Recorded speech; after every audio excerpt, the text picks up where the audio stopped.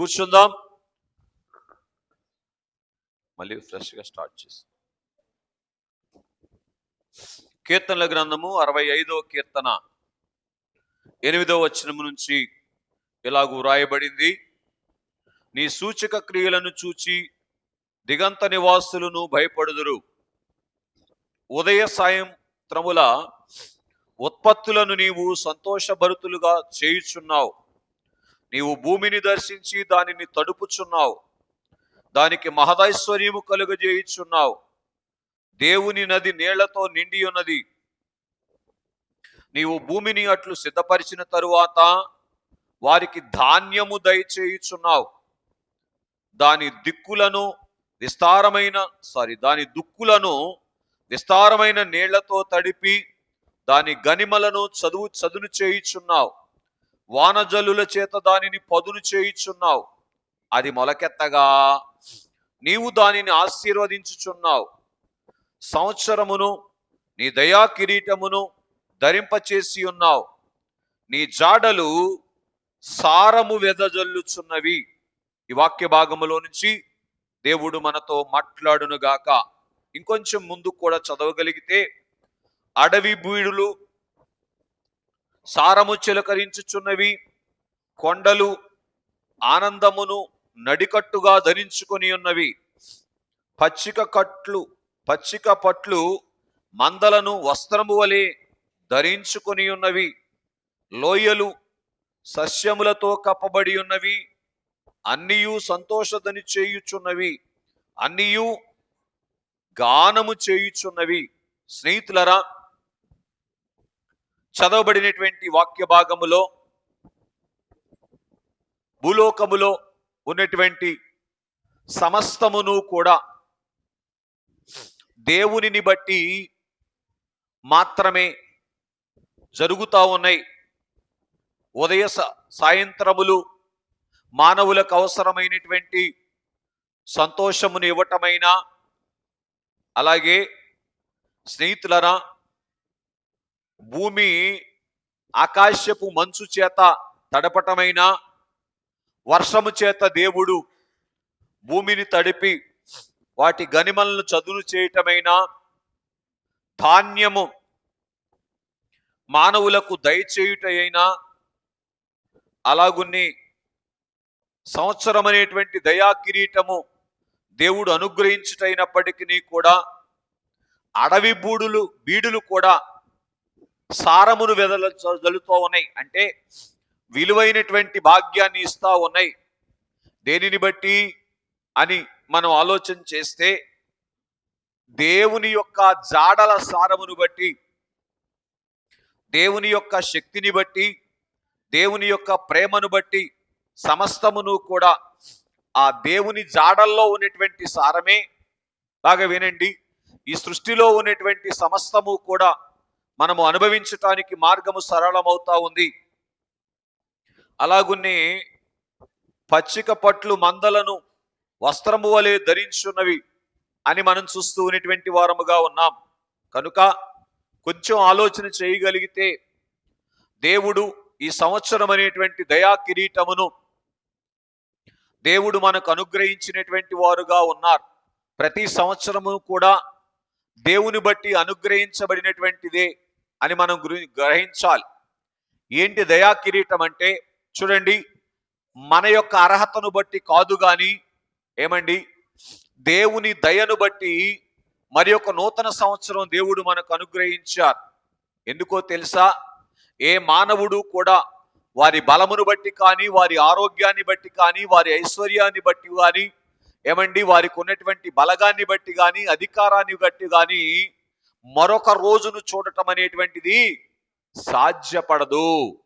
కనుక ఒక దినము, ఒక క్షణము మనకు అనుగ్రహించబడాలి అని అంటే అది దేవుని దయ చొప్పున అనుగ్రహించబడాలి. ఏంటి దేవుని దయ అంటే? ఒక దినము మనము ఈ లోకములో జీవించటానికి అవసరమైనటువంటి అర్హత దేవుడు మనకు అనుగ్రహించాలి. దేనిని బట్టి అంటే, మన యొక్క అనర్హతను తన మీద వేసుకొని మన అనర్హత్వ ద్వారా వచ్చేటువంటి శిక్ష ఆయన భరించినటువంటి వారుగా ఉండి తన కల్వరి రక్తధారల చేత, స్నేహితులారా గమనించండి, తన కల్వరి రక్తధారల చేత దేవుడు మనకు అర్హత అనుగ్రహిస్తూ ఉన్నటువంటి వారుగా ఉన్నారు. కనుక ఆలోచన చేయటానికి పరిశుద్ధాత్మ తండ్రి సహాయం చేయునుగాక. ఈ లోకములో ఒక క్షణము ఒక దినము మనము జీవించి ఉండటానికి కారణమేమిటి అంటే అవసరమైనటువంటి మూల్యము దేవుడు చెల్లించినటువంటి వారుగా ఉన్నారు. అందుకే పౌలు మహనీయుడు ఇలాగ అంటారు, ఏమండి, మనము విలువ పెట్టి కొనబడిన వారము. దేవుడు విలువను పెట్టి మనకేమిస్తున్నారంటే, పూర్తి చేయండి, మనకు విలువిస్తున్నారు. ఏమి లేదు మనకు, ఈలో భూమి మీద నివసించేటువంటి విలువ లేదు. ఎందుకంటే దేవుని చేత కలుగ చేయబడినటువంటి భూమి మీద నివసించేటువంటి విలువ ఎందుకని పోయింది అంటే, దేవునికి మనం విలువిచ్చేటువంటి స్థితిని పోగొట్టుకున్నాము గనుక ఆ స్థితి పోయింది. కనుక దేవుడు ఏం చేశారంటే, మానవుడుగా యేసుక్రీస్తు ప్రభువారిగా ఈ లోకానికి వచ్చి ఏమండి ఆ వెలను చెల్లించినటువంటి వారుగా ఉన్న అనుదినము అనుక్షణము కూడా తన యొక్క పరిశుద్ధ రక్తధారలను దేవుడు కారుస్తూ ఉన్నటువంటి కారణాన్ని బట్టి మన యొక్క అయోగ్యత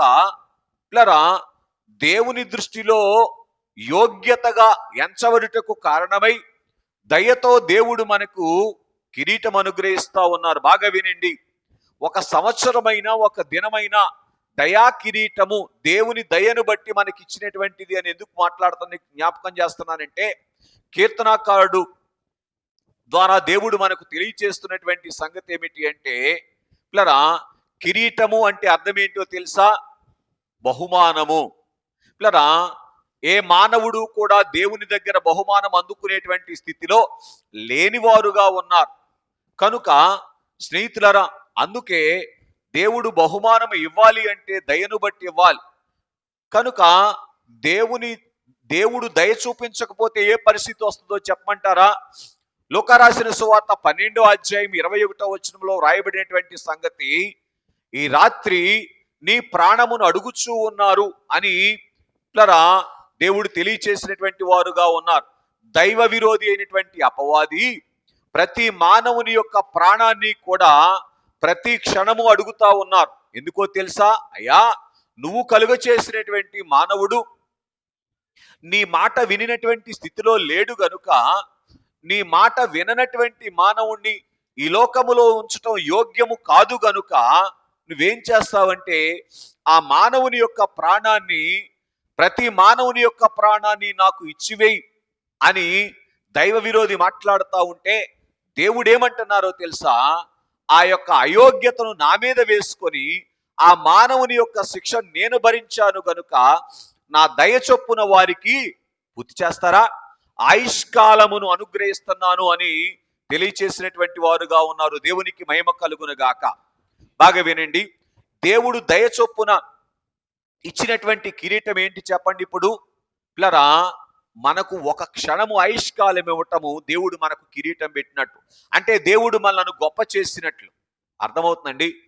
దేవుడు మనల్ని గొప్ప చేయటం అంటే మన కొరకు ఏమండి అమూల్యమైనటువంటి వెలను చెల్లించటాన్ని బట్టి అలాగున కిరీటము అనేటువంటిది అనుగ్రహించబడుతూ ఉన్నట్లుగా మనం చూస్తూ ఉన్నటువంటి వారముగా ఉన్నాం. ఇప్పుడు వాక్యములోనికి వస్తే, ఏ ఉద్దేశముతో దేవుడు మనకు ఎలాగున ఆయుష్కాలములను ఇస్తూ ఉన్నటువంటి వారుగా ఉన్నారు అనేటువంటిది కొద్దిగా పరీక్ష చేద్దాం. మీరు చదవగలిగితే యోహాను సువార్త 15వ అధ్యాయము 8వ వచనంలో రాయబడినటువంటి మాట చాలు, మీరు బహుగా ఫలించుట. చాలండి, బాగా వినండి. మనమందరము కూడా ఏం చెయ్యాలి అని దేవుని ఉద్దేశం అంటే, మనము అంటే మందిరంలోనికి వచ్చిన వారే కాదు సుమా, సర్వలోకములో ఉన్నటువంటి సర్వమానవాళి కూడా.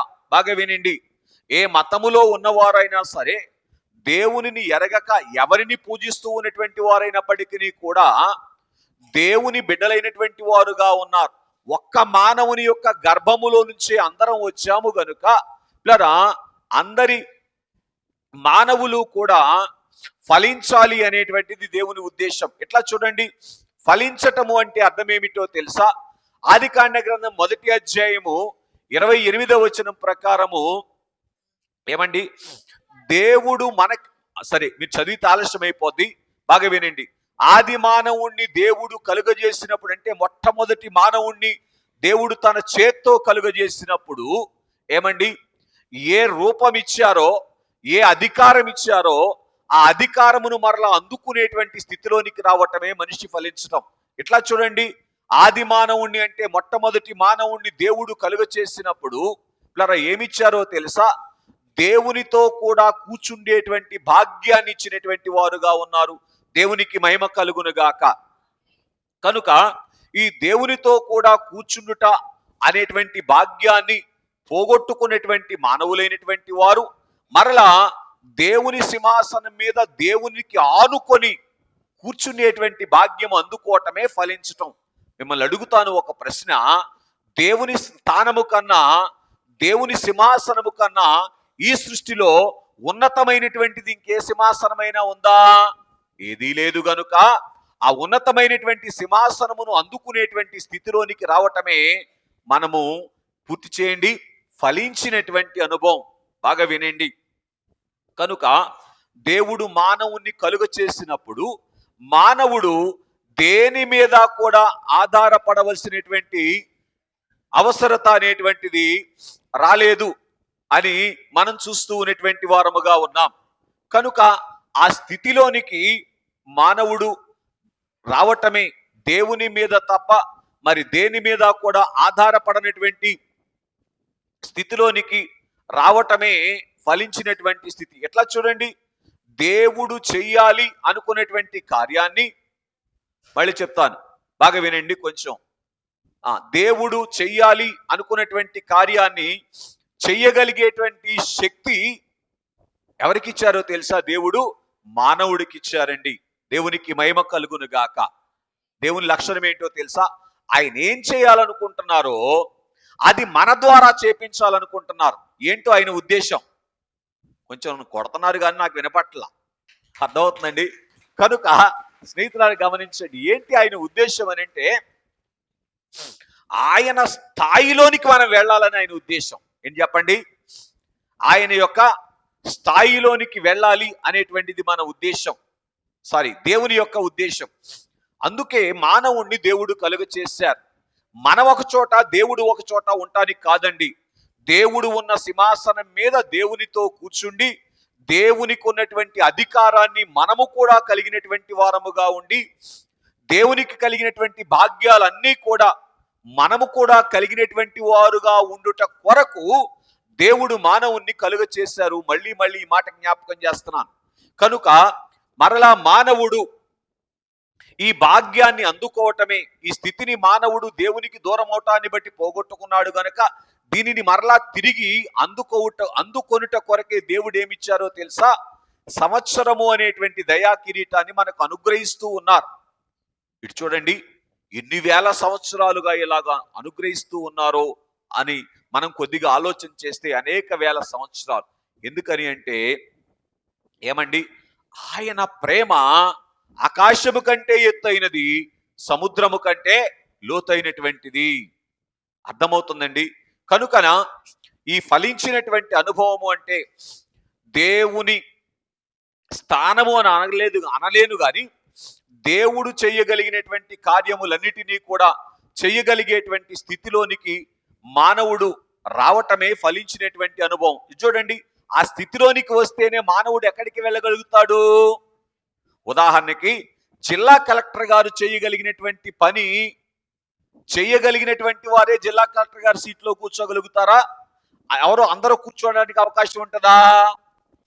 కదా, అది చేయగలిగినటువంటి వారే. కనుక ఎందుకు దేవుడు చేయగలిగినటువంటి పని మానవుడు చేయటానికి దేవుడు అవకాశం ఇచ్చి ఆ భాగ్యము కొరకు ఈ సంవత్సరాలు ఇస్తా ఉన్నారు అంటే, ఆయన పక్కన కూర్చోబెట్టుకోవటానికి, ఆయన సింహాసనం మీద కూర్చోబెట్టుకోవటానికి దేవునికి మహిమ కలుగును గాక. అర్థమవుతుందండి స్నేహితులారా? ఏమి దేవుడు నాకు చేశాడు అని అనుకుంటున్నటువంటి వాళ్ళరా, దేవుడు మనకేం చేశారో తెలుసా? మనకు ఒక నిమిషం ఆయుష్కాలం ఇవ్వటమే దేవుడు దయండి. ఎంతకన్నా గొప్ప భాగ్యం ఏంటి చెప్పండి? ఈ ఆయుష్కాలాన్ని బట్టి, ఈ తరుణాన్ని బట్టి మనం ఏమి సంపాదించుకోవచ్చు అంటే పిల్లరా, దేవునికి ఉన్నటువంటి స్థితిని, దేవుని పక్కన కూర్చునే స్థానాన్ని మనం సంపాదించుకోవచ్చు. ఇలాగున సంపాదించుకోవటానికి బాగా వినండి, 4000 సంవత్సరాలు దేవుడు ఏం చేశారంటే బోధ చేస్తూ వచ్చారు. అయ్యా, మీరు ఇలా చేస్తే నా ప్రక్కన ఉన్నటువంటి స్థితిలో ఉంటారు, నేనున్న స్థితిలో ఉంటారు అని చెప్పుకుంటూ వచ్చారు. ఎన్ని సంవత్సరాలు? 4000 సంవత్సరాలు. నేను పరిశుద్ధునై ఉన్న ప్రకారము మీరును పరిశుద్ధులై ఉండండి అని చెప్తూ ధర్మశాస్త్రాన్ని ఇచ్చారు.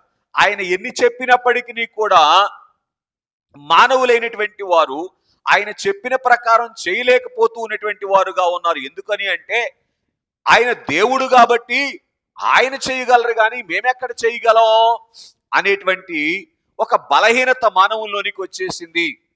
కనుక దేవుడేం చేశారంటే, దేవుడే మానవుడుగా ఈ లోకానికి వచ్చి, బాగా వినండి, ఆయన మానవుడుగా ఏమండి దేవుని చేత పంపబడినటువంటి ఆది మానవుడు దేవునికి దూరం అవ్వక ముందు ఏ కార్యాలు చేశారో, ఇంకా చెప్పాలి అంటే దేవుడు ఏ కార్యాలు చేశారో ఆయా కార్యాలు చేసి చూపించారు.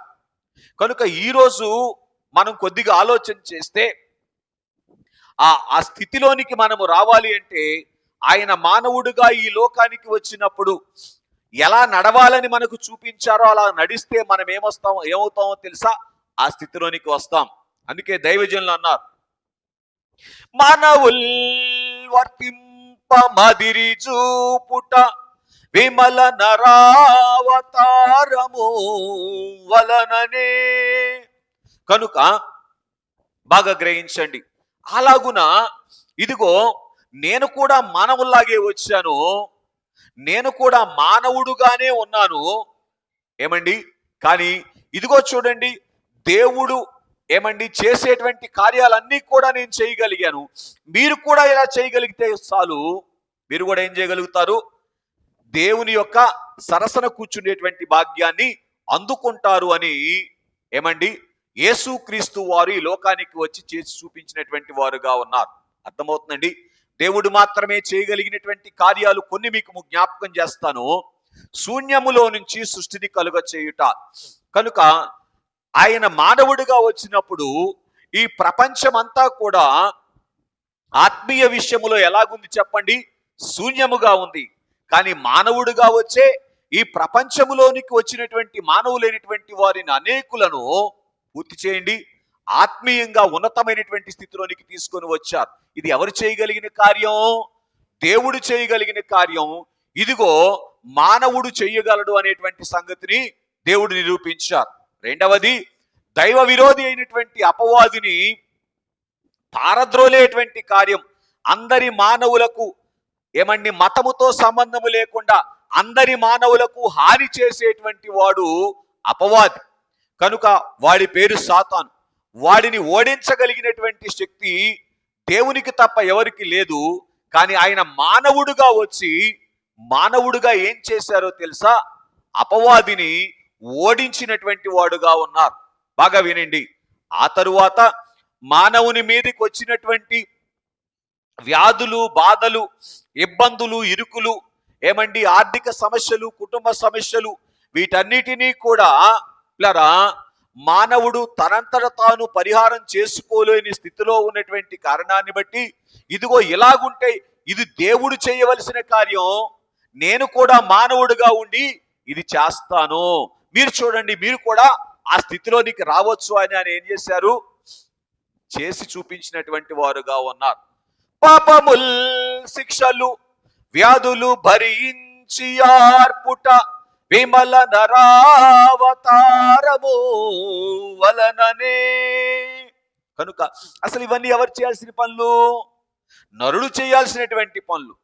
నరుడు చేయాల్సినటువంటి పనులు నరుడు చేయలేకపోతూ ఉన్నారు. కనుక నరుడు ఎలాగుంటే చేయగలరు అని ఏం చేశారంటే ఆయన నరుడుగా వచ్చి చేసి చూపించారు. వీటన్నిటి ముగింపులో ఏమండి మరణమును ఆయన చంపివేసి మరణములో నుంచి తిరిగి లేచినటువంటి వారుగా ఉన్నారు. కనుక మానవునికి దేవుడు ఏ అధికారం ఇచ్చారో తెలుసా? మరణమును చంపేటువంటి అధికారం ఇచ్చారు. ఎప్పుడూ కూడా జీవము కలిగి ఉండేటువంటి స్థితిని అనుగ్రహించినటువంటి వారుగా ఉన్నారు.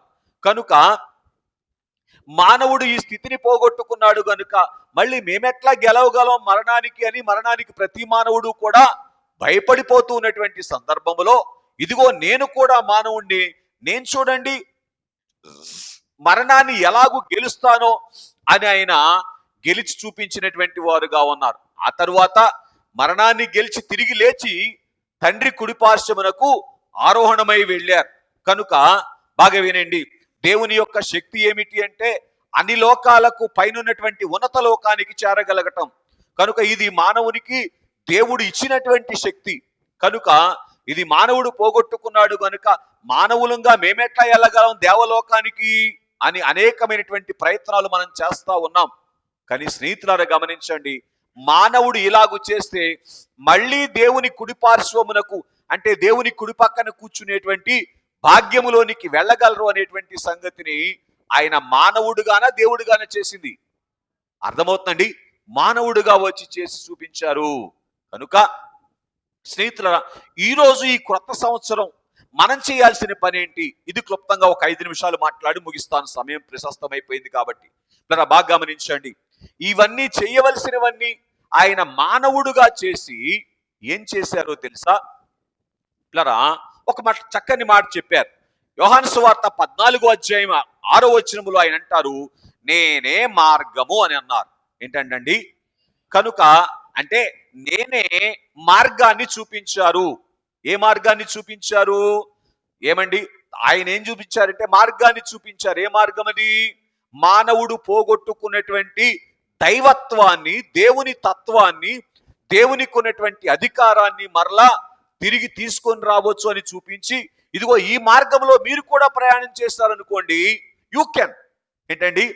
మీరు కూడా దైవ మానవులు అవ్వచ్చు, దేవుని అంశ కలిగినటువంటి మానవులుగా అయి దేవునికి ఉన్నటువంటి భాగ్యాలను అనుభవించవచ్చు అనేటువంటి సంగతిని చూపించినటువంటి వారుగా ఉన్నారు. ఇలా చేయటానికి, ఈ భాగ్యాన్ని అనుభవించడానికి మనకు ఆయన ఏం చూపించారంటే మార్గం చూపించారు. కాబట్టి ఈ క్రొత్త సంవత్సరం రోజున మనం ఏం చేయాలంటే ఆయన మార్గములో ప్రయాణం చేయాలి. ఏ మార్గములో? రైట్.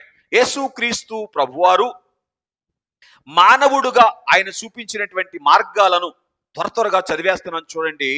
మొట్టమొదటిగా యోహాను సువార్త 17వ అధ్యాయము 4వ వచనములో మనం చూస్తే విశ్వాస మార్గము. ఏంటంటండి? ఏంటి విశ్వాస మార్గం అంటే? ఇట్లా చూడండి, ఏ దేవుడైతే మనల్ని ఈ లోకానికి పంపించారో ఆ దేవుని మీద నమ్మకం ఉంచటం.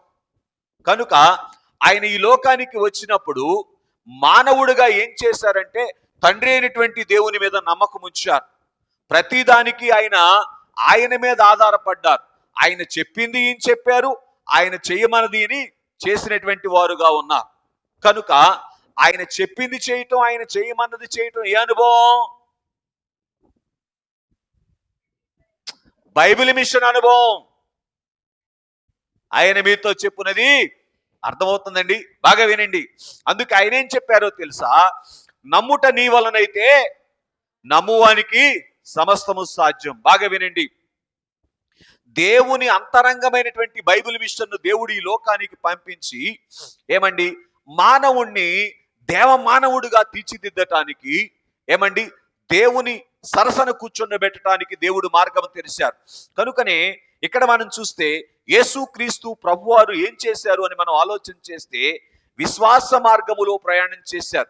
ప్రతి విషయములో కూడా ఆయన తండ్రి మీద ఆధారపడ్డారు. కానీ ఏమన్నారో తెలుసా? నా అంతట నేను చెప్పటం లేదు, నా అంతట నేను చేయటం లేదన్నారు. కనుక ఈ మార్గములో ఈ సంవత్సరం మనం ప్రయాణం చేయగలిగితే దేవుని మీద ఆధారపడేటువంటి మార్గములో దేవుని మీద నమ్మకం ఉంచి దేవుడు చెప్పినటువంటి విధానములో నడుచుకునేటువంటి అనుభవంలోనికి మనం రాగలిగితే ఆయన అంటాడు, విశ్వసించువాడే వెరీ గుడ్ నిత్య జీవము కలిగినటువంటి వారు. కనుక యోహాను సువార్త 12వ అధ్యాయము 49-50 వచనాల్లో మీరు తర్వాత చదువుకున్న, అలాగే యోహాను సువార్త 16వ అధ్యాయం 28వ వచనం మీరు తర్వాత చదువుకున్న విశ్వాస మార్గాన్ని యేసుక్రీస్తు ప్రభువారు చూపించారు. ఆ మార్గములో ప్రయాణం చేయాలి. ఈ మార్గములో నేటి కాలములో నవీన సంఘ కాలములో ప్రయాణం చేసినటువంటి వారు బైబిల్ మిషన్ వ్యవస్థాపకులు ఫాదర్ ముంగమూరి దేవదాస్ అయ్య గారు. అందుకే ఆయన 59వ పాటలు అంటారు, నాకేమి కొదువా నాదుడుండా అని తెలియచేశారు. ఏ మార్గం ఇది? అర్థమవుతుందండి. కనుక ఈ విశ్వాస మార్గమే ఏం చేసిందో తెలుసా?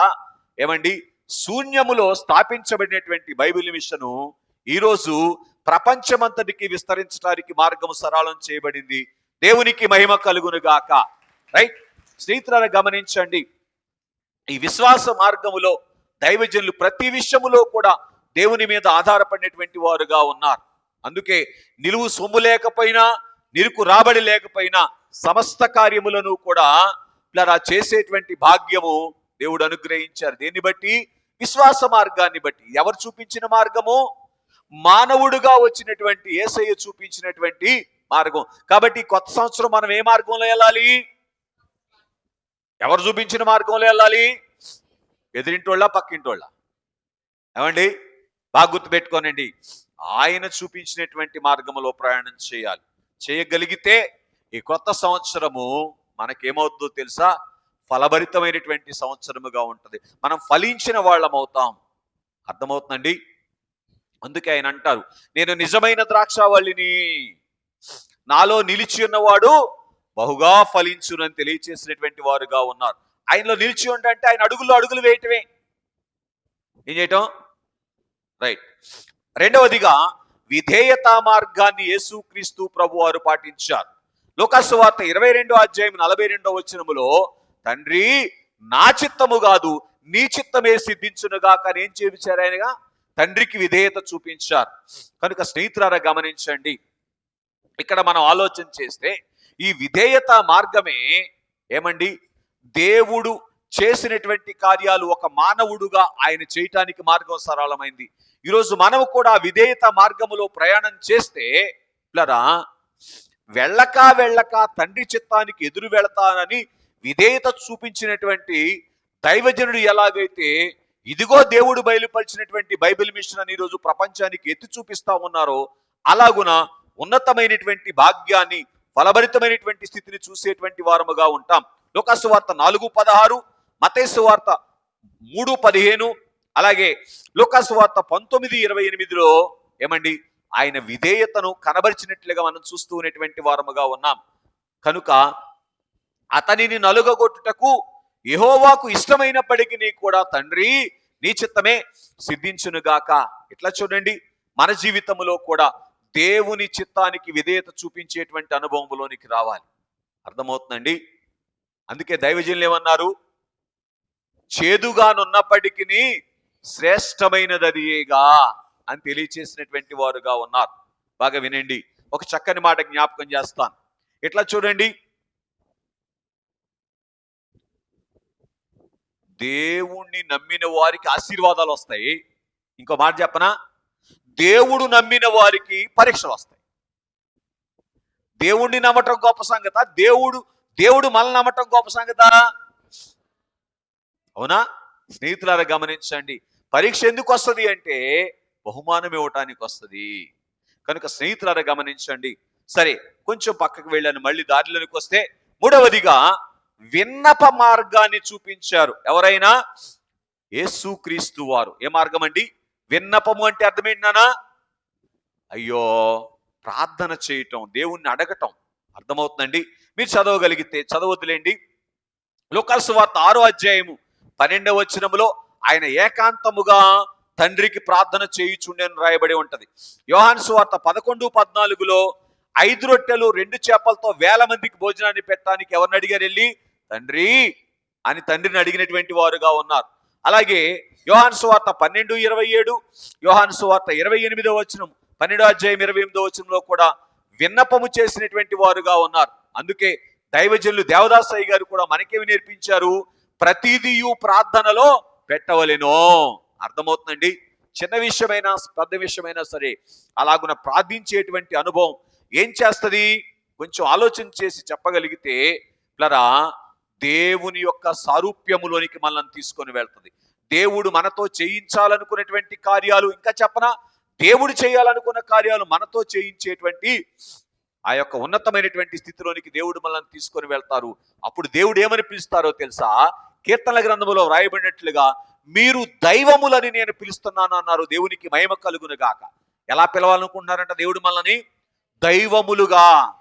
చూసారా, అంత గొప్ప భాగ్యాన్ని ఇవ్వటానికి ఈ నూతన సంవత్సరాన్ని దేవుడు మనకు అనుగ్రహించినటువంటి వారుగా ఉన్నారు. కనుక విధేయత మార్గము ఆయన చూపించినటువంటి వారుగా ఉన్నారు. అందుకే దైవజనులు 54వ పాటలో అన్నారు, బహుగా ప్రార్థన చేసి బలమును సంపాదించండి. 4వదిగా విమలాత్మ మార్గము. ఏ మార్గం అండి? విమలాత్మ మార్గము. మత్తయి సువార్త 3వ అధ్యాయం 16వ వచనం, 4వ అధ్యాయం 1వ వచనం, రోమీయులకు రాసిన పత్రిక 8వ అధ్యాయం 14వ వచనంలో మనం చూస్తే ప్లరా ఆయన పరిశుద్ధాత్మ చేత నడిపించబడ్డాను నేను, మీరు కూడా పరిశుద్ధాత్మ చేత నడిపించబడండి అని ఒక చక్కని మార్గాన్ని చూపించినటువంటి వారుగా ఉన్నారు. అందుకే దేవుని యందు ప్రియ స్నేహితులరా, పరిశుద్ధాత్మ తండ్రి ఆయనను అరణ్యములోనికి త్రోసుకొని వెళ్ళాను అని రాయబడి ఉంటుంది బైబిల్లో. అర్థమవుతుందండి? కనుక అలాగున దైవాత్మ వశములోనికి వెళ్ళి పరిశుద్ధాత్మ తండ్రి చేత నడిపించబడినటువంటి మార్గములో ఆయన ప్రయాణం చేశారు. కనుక ఏం చూపించగలిగారు? ఈయన మనిషా దేవుడా అనేటువంటి సంశయం కలిగింది. ఈరోజు మనల్ని చూసినటువంటి, ఆయన్ను చూసినటువంటి వారికి కూడా, మనల్ని చూసిన వారికి కూడా ఏం కలగాలని ఈ కొత్త సంవత్సరాన్ని ఇచ్చారు నానా? ఈయన మనిషా దేవుడా అని అనుకోవాలి లోకం. అర్థమవుతుందండి? ఎందుకు ఇచ్చారనుకుంటున్నారు కొత్త సంవత్సరం? ఆయన తన రక్తాన్ని ధారపోసి సంవత్సరం అనే ఆయుష్కాలం ఎందుకు ఇచ్చారో తెలుసా? ఏమండి? ఉప్పు కోసం ఉల్లిపాయల కోసం కాదు సుమా. అర్థమవుతుందండి? స్నేహితులారా గమనించండి. సరేలేండి, అందుకే దైవజనులు అన్నారు, దైవాత్మారము నా తనువును వ్రాలుము. అర్థమవుతుందండి? పరిశుద్ధాత్మ వశములో ఉండి దైవజనులు ప్లరా నడిపించబడినటువంటి వారుగా ఉన్నారు గనుక దేవుని అంతరంగాన్ని ఎత్తి చూపించారు ఈ లోకానికి. ప్లరా అదే బైబిల్ మిషన్ అనుభవము కొరకు పూర్తి చేయండి కొత్త సంవత్సరాన్ని ఇచ్చారంట. మీరు ఎటెల్ నైట్ వస్తారంటారా? అదే సత్యం. అర్థమవుతుందండి? రైట్. మరి ఒకటిగా మనం చూస్తే విభేద మార్గము. మత్తయి సువార్త 4వ అధ్యాయం 3 నుంచి 10 వచనాలు, మత్తయి సువార్త 16వ అధ్యాయము 23వ వచనం. ఇలా యేసుక్రీస్తు ప్రభువారు అపవాదితో నిత్యము కూడా విభేదించారు. నీవు పరిశుద్ధుడవు అని పొగిడాడు ఒకసారి. ఎవరు? అపవాది యేసు ప్రభువారిని. అప్పుడు కూడా ఆయన ఏమన్నాడు? సాతానా నా వెనకకు పో అన్నాడు. అర్థమవుతుంది? ఎప్పుడు సాతాన్ని విభేదించడమే. ఈ మార్గంలో ప్రయాణం చేయగలిగితే పూర్తి చేయండి, పూర్తి చేయాలి త్వరగా. మనం ఏమండి? దేవుని యొక్క స్వరూపంలోనికి మారిపోతాం. అర్థమవుతుందండి? దేవుని స్వరూపంలోనికి మారిపోతే దేవునికి ఉన్నటువంటి అధికారం వస్తుంది. దేవలోకానికి చేరుకుని దేవుని సింహాసనం మీద కూర్చుంటాం. పూర్తి చేయండి, అప్పుడే రైట్. God bless you. కనుక స్నేహితులను గమనించండి. కనుక అందుకే దైవజనులు పాడుతూ ఏమండి 9వ పాటలో మరి ఒక దైవజనులు సాతాను ఎదిరించు సూత్రాలను మనకు నేర్పించారు. ఏంటండి? ఏ మిషన్లో లేని ఎదిరింపులు బైబిల్ మిషన్ వారికి ఎందుకు అంటే, పెళ్లి కుమారుడు ఎదిరించాడు కనుక పెళ్లి కుమార్తె ఎదిరిస్తుంది. అంతే, పెద్ద తేడా ఏమీ లేదు. ఏంటండి? పెళ్లి కుమారుడు ఎదిరించిన వారిని పెళ్లి కుమార్తె భుజాన్ని వేసుకుంటే పెళ్లి కూతురు అవుతుందా? పేరంటాలు అవుతుంది. అర్థమవుతుందండి? కనుక స్నేహితులను గమనించండి. ఇలాగున సాతాను నిత్యము ఎదిరించేటువంటి మార్గం. సాతానుతో ఎప్పుడు విభేదమే. సాతానా నువ్వు మంచి మాట అన్నా చెడ్డ మాట అన్నా నేను నోర్మై అంటానన్నారు దైవజనులు. ఆ మార్గములో ఆయన ప్రయాణం చేశారు గనుక దేవదాసు నువ్వే కావాలి అని పిలిచారు ఆయన. దేవునికి మహిమ కలుగును గాక. అర్థమవుతుందండి? రైట్. God bless you. మరి ఒకటిగా మనం చూస్తే విడవని ప్రేమ మార్గం. లూకాసు వార్త 23:34 చంపేవారిని కూడా ప్రేమించటం అయినా మానలేదు. ఆ ప్రేమ మార్గములో ఏమండి యేసు వారు ప్రయాణం చేసినటువంటి వారుగా ఉన్నారు. ఈరోజు అనేక మతాల వారు అభ్యంతర పడకుండా ఉండటానికి ఇదే కారణం. ప్రభు చూపించినటువంటి ప్రేమ అని మనం చూస్తూ ఉన్నటువంటి వారముగా ఉన్నాం. యోహాను సువార్త 15:12 అలాగున్నే మత్తయి సువార్త 11:28లో ప్లరా ఆయన ప్రేమ మార్గాన్ని ఎప్పుడూ విడిచిపెట్టినట్లుగా మనకు కనబడదు. ఈ లోకానికి వచ్చినప్పుడు వచ్చిన దినం మొదలుకొని ఈ లోకము నుంచి ఆరోహణమై వెళ్లేంత వరకు కూడా ప్రేమ మార్గాన్ని చూపించారు. మచ్చుకు ఎంఐ శిష్యులైనటువంటి వారు ఏమండి వెనుదిరిగి వెళ్ళిపోతా ఉంటే ఏం చేశారు? ఆయన వెళ్ళి వాళ్ళ కళ్ళు తెరిచి ఎంత ప్రేమను చూపించారు.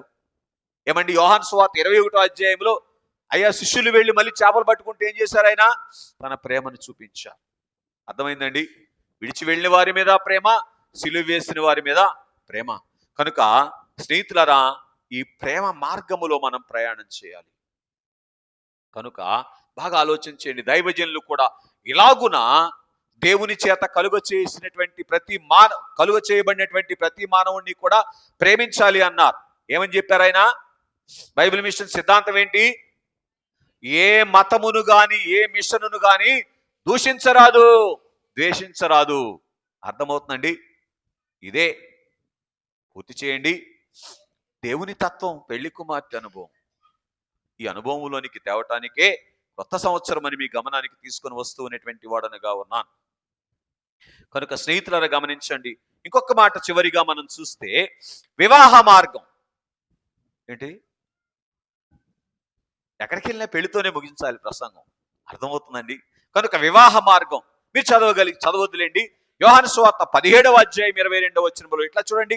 ఆయన మానవుడిగా వచ్చినప్పటికీ కూడా నా తండ్రి నేను ఏకమై ఉన్నామని తెలియచేశారు. ఎవరెవరు ఏకమై ఉంటారు? భార్యాభర్త ఏకమై ఉంటారు.